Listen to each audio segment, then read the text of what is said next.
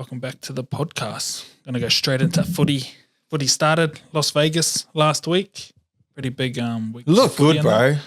Yeah, like a lot of hype, excitement. I think, the NRL board or Peter V'landys and that did a real good job just to keep some hype around the game, made it a bit more exciting for everyone. Yeah, Be good to know the numbers and on all the games and how it worked out. It's nice how there's like the strategicness of it. Like it was very played out by themselves. 2 games, only focusing on that, and the fact that it was in over in Las Vegas was obviously a bonus, not only for the players, but for the fans too, bro. Like it's good to see our great game, go to other places. It's not just all about Australia, New Zealand, or the UK.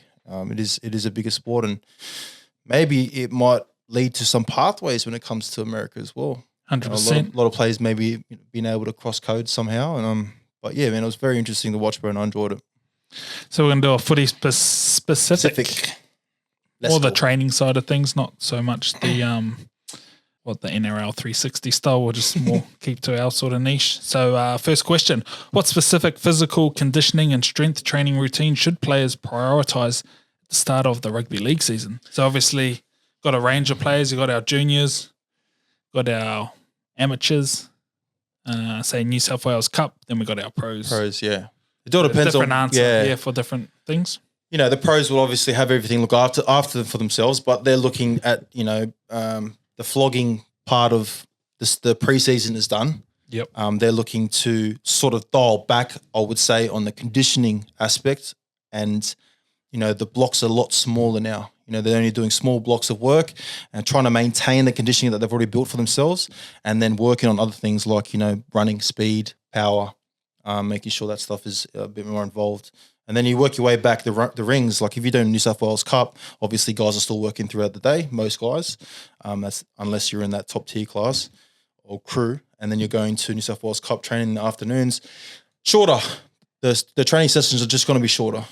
It's the same as the pros. The only thing is they don't have to worry about, that 2-3 hours, 4 hours maybe of an NRL full-time person, rather than just, fitting that sort of regime into an hour and a half, where the block goes shorter. And then for the younger guys, man, it's just most of you young guys who probably didn't really flog yourselves during preseason, let's be honest. You're just looking forward and getting excited about playing footy. So I think just some real game style specific stuff would be good. And then just making sure that you're working on your skills. Yeah, still working hard in the start of the week and then taper off. Exactly. Your recovery routines or sort of sorted, so you're peaking by the game, sort of the gist of things. You got a long season ahead, say 20 rounds or whatnot. People have you got to sort of still keep on top of all your conditioning and strength training and mobility and stuff while staying fresh as you can. Yeah. Avoiding injuries, getting your recovery, all that sort of stuff done as well. Look, you're not going to be doing army camps at the start of the fucking season, right? Which is the perfect example. And, those sort of things, army camps, and we spoke about this the other day. You told me about Manly's one, which is really cool. But, that camaraderie that's built during those times, during army camps is the reason why they do it, right? The discipline, the strong mindset, all that sort of shit.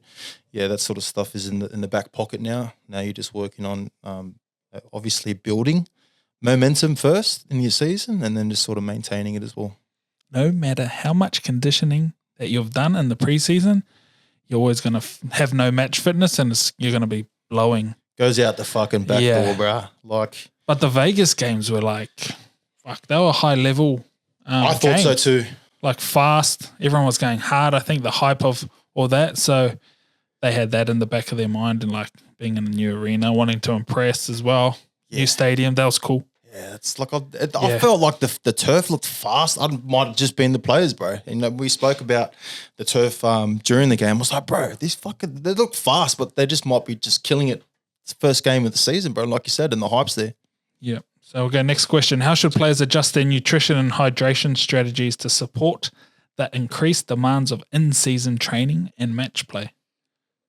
So back in the day, Cherry was never good at this shit. But now that I know, it's bro, your big days, you eat more calories. Or you lead into those big days by eating more calories, because your energy output's going to be high. And then, you know, as you go towards the back end of the season, like each to their own context. I didn't like eating around games. I liked staying on an empty stomach, you know, those last years of footy, and we've spoken about this, but yeah, just I feel like the biggest thing right now is a lot of players undereat. You know, they're not eating enough when they're doing their training sessions during the week, and that's why they get to the end of the week and they're depleted. You reckon you can do carnivore during the season? Yeah, bro. Yeah. Fuck, I reckon. Like, even if you do feel like, you know, like we said this, bro, even if you do feel like, oh, fuck, I'm a bit low on energy, fucking jack yourself up with some Avo or, I don't know, like something that's going to be just pack a punch and play around with it. Like, you don't have to be so strict when you're away from the professional scene, but when you're in the professional scene, obviously things get fucking looked after. I said a few players were on carnivore, Adokar and a few. Fuck, he looks good, bro. Adokar looks like he's on the juice. that good that he, Are you on the juice out of car or what? So, his abs are popping out and his arms are huge. I seen him up looks at good, bro. the Indigenous game. I was like, whoa, this is from the sideline. It's like he looks jacked up. And then he's super fast and got skinny legs. Fuck, but his upper body's huge. So I think he's always been quite ripped up and he's got those fast twitch muscle fibers. Yeah, that's those fucking blessed genes, Plays bro. very, very physical. So, yeah, some of the boys are playing around with that. I don't know how they'll go during the season. Maybe it was just an off-season thing, lean up a bit. And, I'd probably go, if I had my time over again, I wouldn't carb up during the day or the morning. Probably do a little bit of a feed morning, super light lunch, and get my carbs the night before. Yeah, exactly right, bro. You can't carb up for the day for me anyway. For a game, I'd just get too lethargic. I'd get to the game too tired. And then hydration strategies. Oh, I'd love a fucking hydration salt. 2 hydration salts. Yeah, I reckon I probably played every game dehydrated because I never drink water at all. Did you guys do the piss test before trainings and that, bro? I was always bad. Always. That was the only time I did hydrate myself because I didn't want to just keep pissing and doing before trainings. Golden maple syrup. The old pissing poison type thing. Yeah, exactly. But next one. What are the key skills and drills that players should focus on during early season training sessions to ensure they are game ready? Fuck, that's the extras, man. That's the stuff you do before and after. Yeah. You know, depending specifically on what position you are. You know, as a back row / middle, towards the back end of my career, you know, in the middles, are you working on, you know, drawing passes, fucking simple stuff, you know. Staying sharp, bro. Yeah. And like if you're the back row, like what I loved is just getting a halfback and just working on, you know, running your lines, running your plays, making sure, you know, you two are connected before the fucking end of the week. And it depends like what level you want to play at. You're just playing A grade and you do not give a fuck. Then just, don't even worry about this podcast. Nah, but like for those guys who are either, maybe even like I reckon we still have a few dads that are coaching their kids at the moment who are coming through the grades. Yep. So like spending that 10 to 20 minutes after training or before training or outside of training with your son. Yeah. Catching and passing. Basic things like that can go a long way. Like I feel like the ball skills, you know, you can never get enough of that stuff. Yeah. So imagine just passing 10, 20 minutes once a week with your son. That's going to transfer over a lot. I like the juggling for kids. 100%. Like I was just about to I was getting excited to say it, bro. So like juggling, the 3-board juggling and the 4-board juggling that we sort of got from Real Movement back in the days. I took a kid at one stage who couldn't catch. Was having like trouble and his mum actually brought me. I just took him for a juggling lesson for 1 hour straight. And the feedback from his mum and his parents were he never dropped a ball that season. Yeah, mad. So it's just hand-eye coordination and I think confidence. Because when a kid thinks he has bad hands, then he's got that identity and then like the anxiety of the ball coming across and he's like, fuck, I'm going to drop it. What does he do? He drops it. Like bad self-talk. When you give him a few extra juggling drills, starting off, 1 ball, up and down, 2, and then 3 is like, okay, there's an actual process to hand-eye coordination. Yep. So when you give them that confidence, then they start changing that little mindset of, I can actually do it. Like, I can juggle 3 balls, 4 balls. What's a big footy ball coming to me? Like now I can do it, and just giving them that confidence. And that's such a good point, bro, because the basic fundamentals of the sport that we love and play rugby league is, you know, being able to hold a fucking football, bro. You know, and like how many times do you go through the grades and it always happens, bro? Like you watch kids play the ball, you watch kids catch the ball, and it's like they don't know how to do it, bro. You know, and if you're in those junior groups, like I can't fucking hammer it down people's throats, bro. Like you have to practice the fundamentals. And on the side, like adding stuff like juggling, bro, it's just gonna make you a better human anyway. Because if you get better at skills like that, then it transfers over into everything. And you know, how many people are fucking? I used to hate playing with players, bro. They used to drop the fucking ball. Like, bro, you need to get off the field because you're fucking wasting oxygen on this field. And then the thing with juggling is, this is no scientific evidence around here, but I gave juggling balls to certain footy players who had good ball handling, and you don't even need to train them. They can do 3 ball. They pick it up. They just grab it and go, this is all you need to do, and they'll get it in one go because their hand coordination is already good. Mm-hmm. So maybe they've played touch or tag, you know. Well, you did that to me, bro. Like like, you should hold the fuck up. You should be juggling for 5 minutes straight. And I was like, oh, okay. Because I was practicing in front of you. This is the first time we did it. And you said to me, bro, you should be doing 5 minutes straight away. And I was like, okay. So, but then I went and practiced it and it does, bro. It carries over. And like, I've done juggling with guys who I would say aren't the best with the footy ball. Bro, they're dreadful. Shit. You're like, bro. I did it with a team out in Penrith once, and so the halves pick it up the quickest because they're, you know, a bit more gifty with the ball. The front rowers, some were all right, and then some, like, you know, the reserve back rower, the reserve front rower. Yeah, I agree. Horrible. And you're like, okay, you know he's going to have bad ball handling or struggle with that. But then you also can give him a tool that can help him out. Like, no one wants to drop the ball themselves. And the best thing about juggling is you can do it yourself. And instead of, so when you have to practice catch and pass, you need a partner.